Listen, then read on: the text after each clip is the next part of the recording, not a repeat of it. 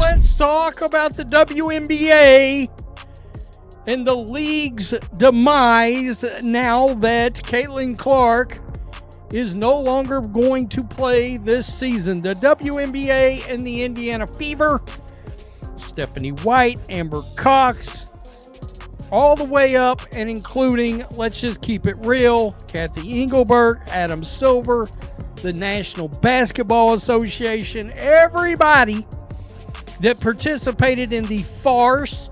The one player carrying the WNBA on her back, Caitlin Clark, is officially finished for the season, which means the league is facing its worst nightmare to date. Furthermore, this goes beyond a simple injury. This concerns the breakdown of a whole business plan that was based on her.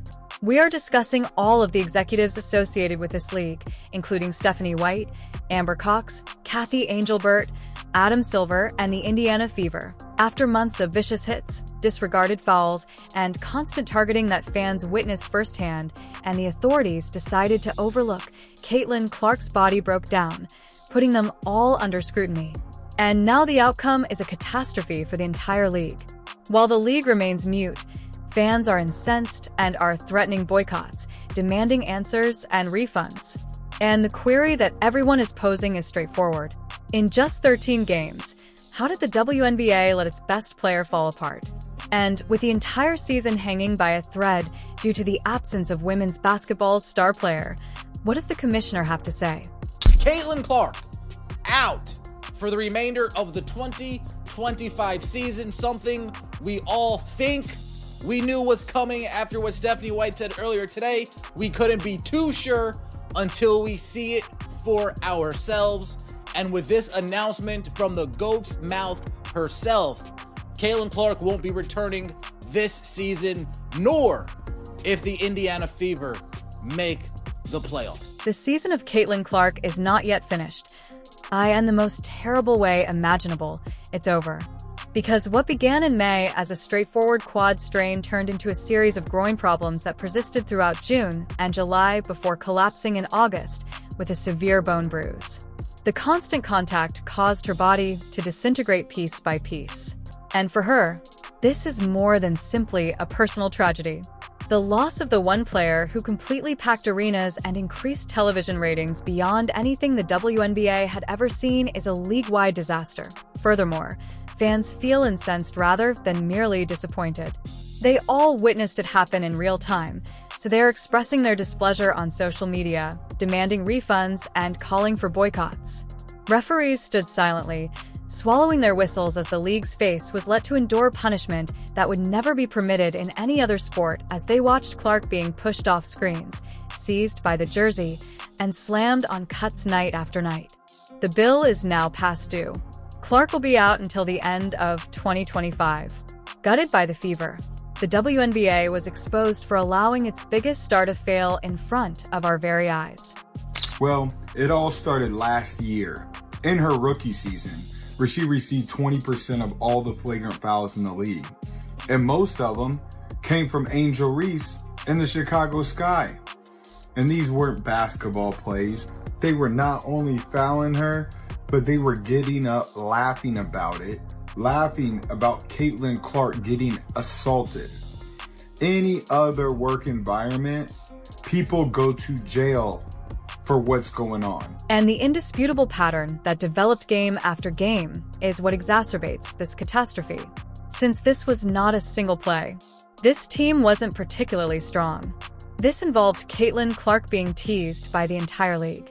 Instead of shielding her, the referees allowed it to continue until even the Washington Post had to write about it, pointing out the clear targeting that was visible to everyone in the arena. She was double-teamed before she even touched the ball, pushed into defenders, and knocked off balance. The fans found the laughter to be the most upsetting aspect. The opposition led the charge with plays that didn't even resemble basketball, Clark getting smashed, and players laughing about it while the officials swallowed their whistles. They also foul her hard and then stand over her, making fun of Angel Reese and the Chicago Sky. And someone would be charged with a crime if it occurred in any workplace other than athletics. However, the athlete who is largely to blame for the WNBA's surge in ratings was left entirely unguarded, touring from city to city and packing arenas in Dallas, New York, and Las Vegas. Additionally, the league ignored the reality that Caitlin Clark's name was closely linked to every broadcast agreement, sponsorship check, and record-breaking crowd, instead of treating her like the investment she was. The most fundamental calls that stars in every other league receive every night were still denied to her by the authorities. Notice how much it was just Caitlin Clark. Caitlin Clark was taking all the hits. Caitlin Clark was taking all the abuse. But this year they've added Sophie Cunningham. She gets more flagrant fouls on her than anybody in the league besides Caitlin Clark. And Aaliyah Boston, she's been taking hits as well. But the worst thing is the consistency. So they don't call flagrant fouls, or most of the time, Caitlin Clark could be held for an entire game at a time. They don't call fouls. They don't call common fouls. Watching this was more than just annoying, because such frequent cheap shots do more than simply leave a player sore. It was blatantly harmful. They accumulate. They grind against stretched muscles. In May, Clark's quadriceps tightened up just like that. How her body eventually failed in July after her groin burned through June. It's not all a mystery. Everything, the inevitable outcome of being thrashed without defense night after night. She gets closer to the breaking point with each twisted landing, rejected cut, and uncalled shove. She was nevertheless compelled to perform through it all because sponsors insisted that she remain on the stage, broadcasts were locked in, and tickets were sold, so empty arenas were out of the question. However, it was no longer simply Clark at that point. Along with Aaliyah Boston, Sophie Cunningham was also receiving the same punishment, accruing more egregious infractions than nearly any other player in the league. However, the whistles never blew. Fans witnessed it as well. They were aware of it. The league was more than eager to sell out games under Clark's name while denying her the same fundamental respect that ensures stars in every other sport are safe, so they dubbed it hypocrisy. A promising season thus devolved into a slow-motion catastrophe that was obvious to all. The contradiction is blatantly obvious. On the one hand, Caitlin Clark was the driving force behind the WNBA's record ticket sales, sold-out merchandise, and huge new sponsorships. However, they treated her like a rookie and didn't provide her with even the most basic protection, allowing her to get pummeling possession after possession. Furthermore, the outcome went beyond unfair games. The season and the league were put in jeopardy. Because when you let the face of your sport get pounded, you're not just risking one injury, you're threatening the entire future. And that betrayal struck a profound chord with fans. From New York to Chicago to Las Vegas, they witnessed Clark packing arenas. They witnessed her sell out traveling shows at arenas the size of the NBA. They witnessed her transform into the real growth engine. Nevertheless, the referees denied her even the superstar whistles that are given automatically in every other league each and every night. Rather, before plays even started, defenders were hand-checking her out of space and bodies were flying into her cuts, halting her progress. And what should have been a golden opportunity to elevate women's basketball was squandered away by negligence and greed, leaving the very athlete who carried the sport broken on the sideline while the league's credibility crumbled right alongside her season. The WNBA has never witnessed a game like Caitlin Clark's. And the reason this catastrophe hurts so badly is because she doesn't just play good basketball. It is powered by electricity. It has a magnetic quality. Fans are drawn to it. She possesses the flair that turns every possession into a highlight reel, the confidence of Kobe Bryant, and the deep range of Stephen Curry. People react to that differently than they would have with another person. Although we have seen greats like Sue Bird and Diana Taurasi, Clark's enthusiasm was quite different. His skill, attitude, and showmanship struck a chord with viewers well beyond the typical WNBA base. Because the league sorely needs her to keep casual fans engaged, networks involved, and arenas full, her absence isn't just a setback, it's a collapse, and instead they targeted, ridiculed, and exposed her until her body finally collapsed. Fans feel deceived, outraged, and certain that the WNBA doesn't know how to safeguard its most important player now that the one thing that made the league relevant is gone. The fact that this crash wasn't a random accident just serves to increase the rage. Negligence was the direct cause of it, because Clark was repeatedly beaten, shoved, and hacked by the referees without any repercussions. And the number of no calls increased till her body was unable to handle it any longer. And everyone could see the proof right there. Through short-lived cuts, she frowned. The powerful first step that characterized her drives was gone. She was obviously working on the ground. However, rather than intervening to shield her, the league stepped up, forcing her to play in back-to-back games, travel constantly, and put in a lot of minutes in order to maintain ticket sales.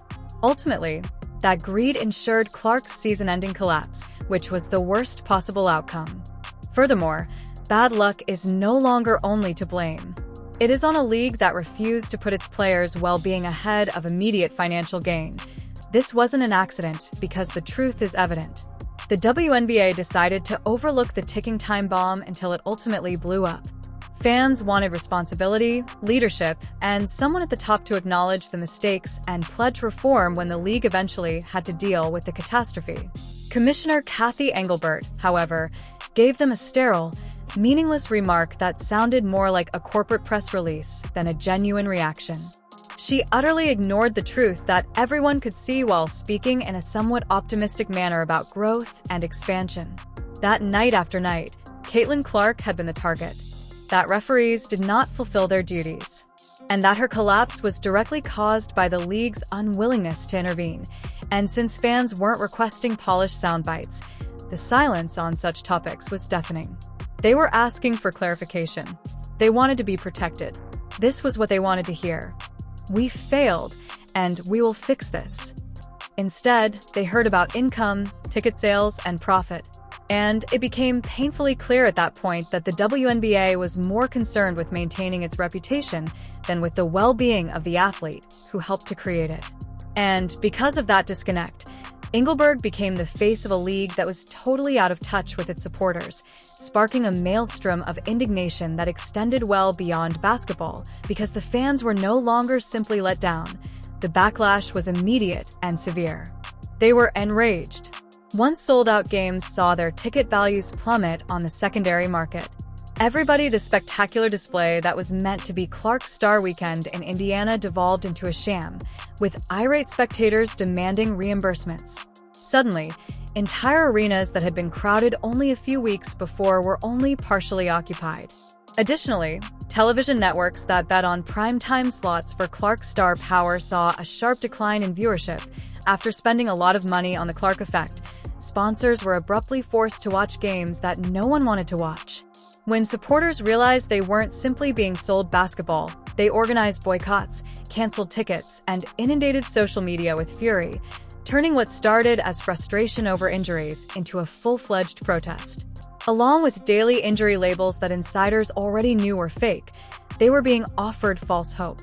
And in just a few short weeks, the trust that had been established during a first season vanished, leaving the WNBA facing an unavoidable financial and reputational collapse, due to the fact that it was unable to shield the single player who carried the entire sport.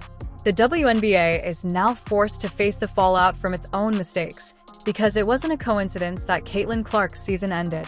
It ended because the league betrayed the confidence of the very supporters who kept them going by refusing to defend her, calling fouls, and prioritizing her health over immediate financial gain.